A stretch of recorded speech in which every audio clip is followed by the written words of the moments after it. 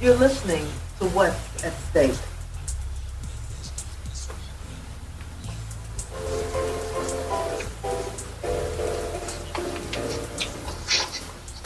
Today I'm joined by Mr. Charles Brown, the father of the late Karon Hylton-Brown, and Mr. Perry Red, the official spokesperson for the Brown family. Hylton-Brown died October 25th, 2 days after police chased him in an unmarked vehicle as he rode an electric scooter in the Brightwood Park neighborhood of Northwest Washington, D.C.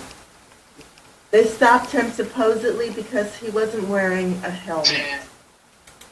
Hylton-Brown passed through an alley and was hit by a car. However, the family disputes this scenario and wonders whether Karon was actually hunted down by police. Mr. Red, please feel free to offer your thoughts and comments on any of the questions, but I'd like to start with Mr. Brown. Mr. Brown, Mr. Brown, she's talking to you. Okay. Okay, she said good morning to you. Good morning, sister. How are you? And I'm sorry, Mr. Brown is in line getting a COVID test as we speak. So Mr. Red, if you wouldn't mind New helping emergency legislation just recently that was applied in a case prior to Karon Hylton-Brown's case, where the police must release the video. Now, the deputy of public safety told me, said 5 days. I understood to be 48 hours from an incident.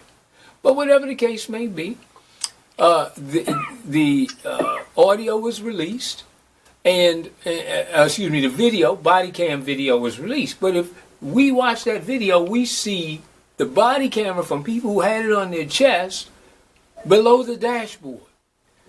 What we know is in police cars, there are dash cams that are able to see above and down over the hood. Where's that video, Chief Newsham? So it hasn't been released. We want that video. We know that it exists.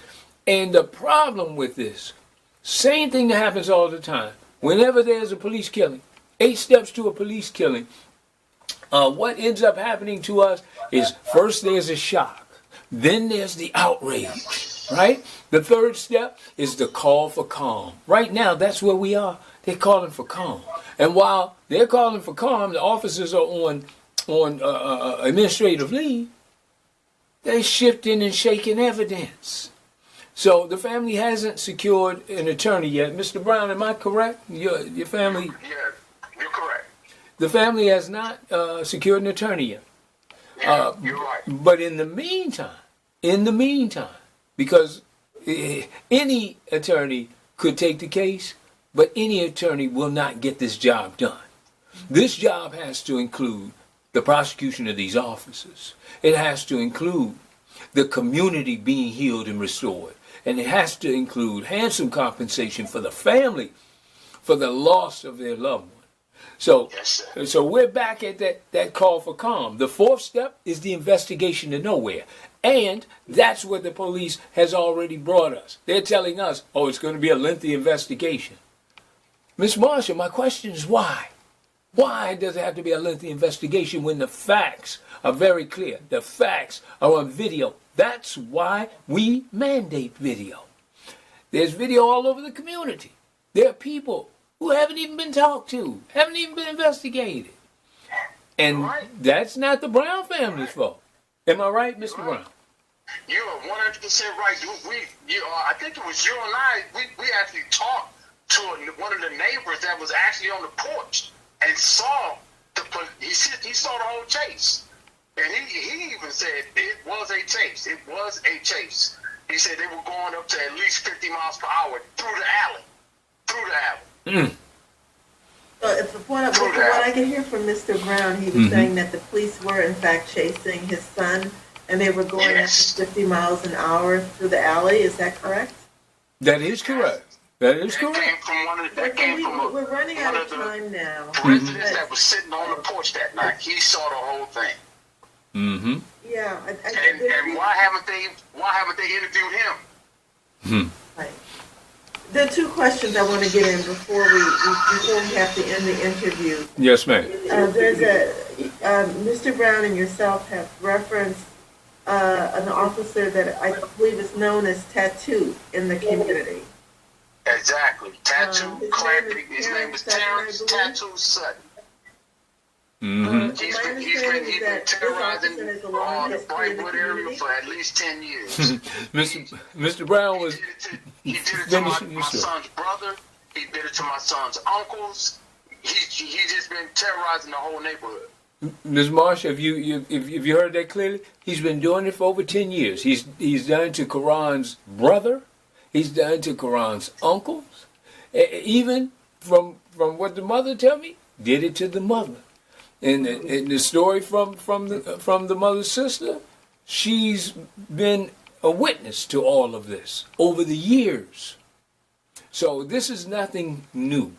Okay, and again, we're waiting for step 5, the failure to charge. Step 6 will be the kumbaya moment when they come out of the closet and they want to join hands with you. No, we ain't joining hands. And then, No. That was Mr. Brown. Mr. Brown said, we ain't joining hands. And step 7 will be amnesia time, when we all get to forget. And then the last step to a police killing is we'll go back to business as usual. Well, you know what, Sister Marsha? As the Brown family speaks, as the Hylton family speaks, as your, I'm a commissioner now. I'm an outgoing commissioner, but I'm still an activist, an advocate, and an organizer. We're not going back to business as usual. No. Well, let me ask one final question. We spent the first 20 minutes of this interview talking about the first 20 years of Karon's life. Could both of you, could you please leave our audience? Could you perhaps share a memory of Karon that you'd like to leave with the WPFW about his life, and sum up in maybe a minute or less what the meaning of his life, and maybe a personal story, a very quick personal story that each of you had. I got one. Go ahead, Mr. Brown. I am actually I'm a journeyman electrician. You know, but anyway. I used to, when Karon, I couldn't find a babysitter for Karon. I used to take Karon on my jobs with me. And Karon was like a little boy. He was like 2, maybe 3 years old, just beginning to walk and everything like that. But I used to actually bring him on the job with me, give him a drill, let him drill holes for me. People were like, man, you sure you want to do that? I'm like, why not? You know, he can tear up everything anyway. Let him tear up this, let him tear up some wood with this drill. And I just remember doing that with him, when he was a little boy, and he was like, oh,